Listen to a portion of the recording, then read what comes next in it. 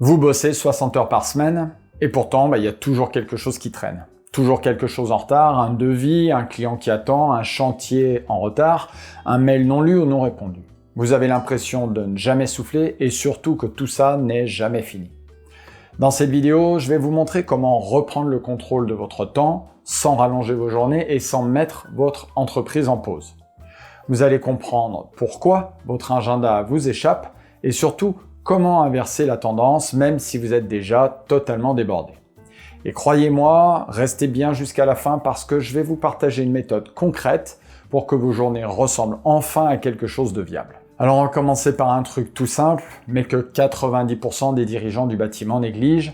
Vous ne planifiez pas vos journées, c'est vos journées qui vous planifient. Et ça change tout. Vous arrivez à l'atelier le matin, un ouvrier vous appelle. Un autre client passe par là sans prévenir. Et vous voilà embarqué dans 4 urgences avant même d'avoir commencé votre journée. Prenons l'exemple d'un menuisier que j'accompagne.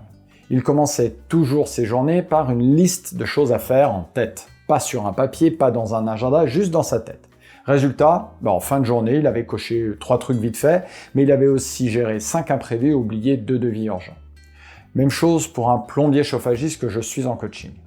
Il gérait ses chantiers à l'instinct. Le souci, c'est qu'à force de repousser l'administratif, il passait ses dimanches sur ses papiers. Et sa famille ne voyait plus que son dos et sa tête dans l'ordinateur. Ce n'est pas qu'ils étaient désorganisés, c'est qu'ils n'avaient jamais appris à reprendre la main sur leur agenda plutôt que de courir derrière leur semaine. Un jour, une électricienne que j'accompagne m'a dit « Roland, j'ai l'impression d'être employé dans ma propre entreprise. » Cette phrase, elle m'a vraiment marqué. Elle faisait tout pour ses clients, tout pour ses salariés, mais absolument plus rien pour elle.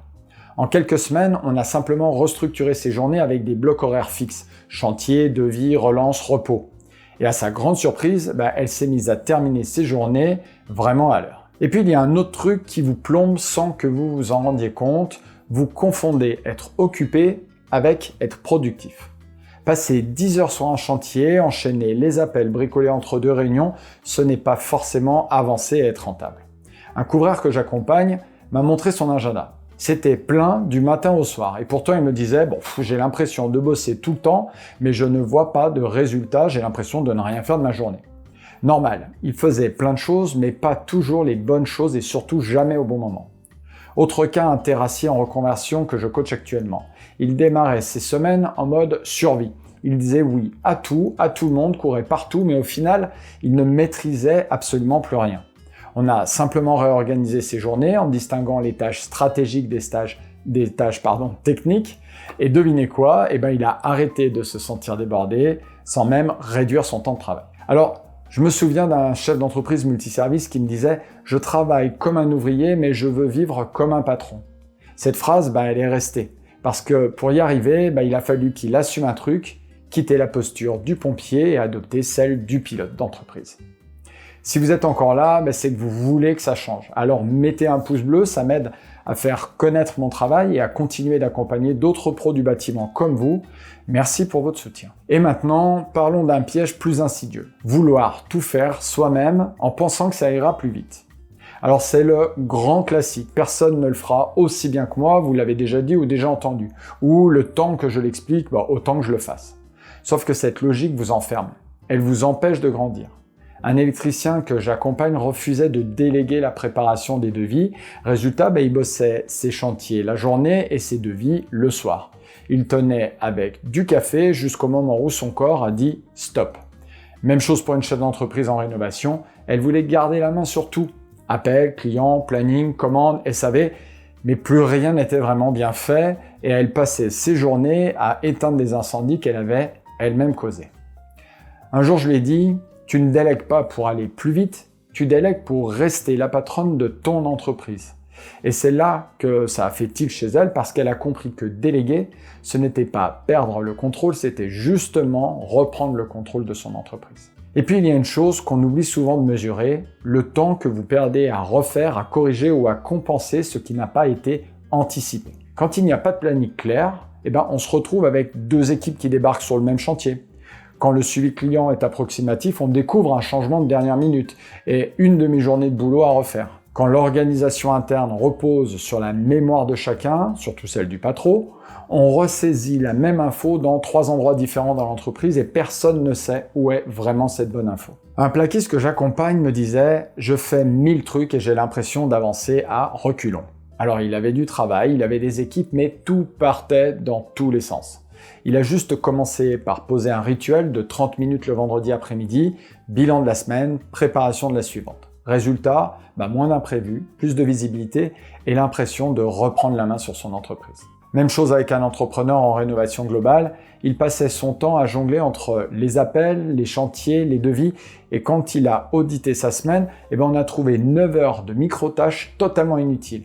Des redites, des déplacements évitables, des échanges mal préparés. On a recentré tout ça, recentralisé l'info. Depuis, il bosse moins et il produit beaucoup mieux. Ce que je veux vous dire, c'est assez simple. On ne gagne pas du temps en allant plus vite, on gagne du temps en organisant mieux ce que l'on fait. Donc si vous êtes allé jusqu'au bout de cette vidéo, vous avez compris une chose essentielle. Vous pouvez reprendre le contrôle sur votre temps, même si vous avez la tête sous l'eau aujourd'hui. On a vu ensemble pourquoi votre agenda vous échappe et surtout comment inverser la tendance, pas à pas, sans rallonger vos journées. Et pour ça, il y a 2 leviers concrets que vous pouvez mettre en place dès maintenant. Le premier, c'est ce qu'on appelle la matrice d'Eisenhower. C'est simple, vous prenez toutes vos tâches et vous les classez dans 4 cases. Ce qui est important et urgent, ça vous le faites tout de suite. Ce qui est important mais pas urgent, vous le planifiez rapidement parce que ça risque de rapidement devenir urgent. Ce qui est urgent mais pas important, ça il faut le chercher à le déléguer.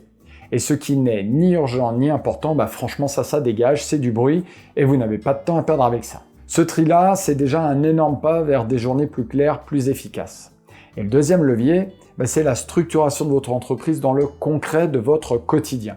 Je ne parle pas de grandes méthodes ou tableaux compliqués, je parle de documents simples, clairs, écrits, qui expliquent à chaque personne de votre entreprise sa mission, ses objectifs, ses priorités et comment on mesure son boulot. Que ce soit pour votre secrétaire, votre dessinateur, votre apprenti, vos ouvriers, votre chef d'équipe, vos chargés d'affaires, chacun doit savoir ce qu'on attend de lui et comment il sait qu'il fait bien les choses ou pas. Et ça, ça change beaucoup de choses parce que vous n'avez plus à répéter 1000 fois, vous arrêtez de faire à leur place et vous reprenez votre rôle de dirigeant. Vous repartez ici avec une vraie méthode pour que vos journées ressemblent enfin à quelque chose de viable et surtout pour que votre entreprise tourne avec vous, mais aussi sans vous.